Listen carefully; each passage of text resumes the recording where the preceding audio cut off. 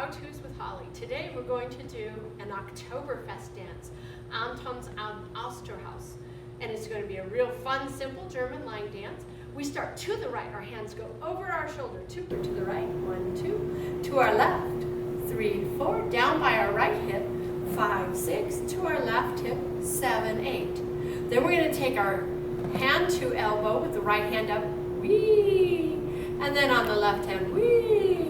Then we're going to go a roll from low to high, 1, 2, 3, 4. Excitement. Then we're going to take 2 steps forward, starting with our right foot. Out, out, out, out.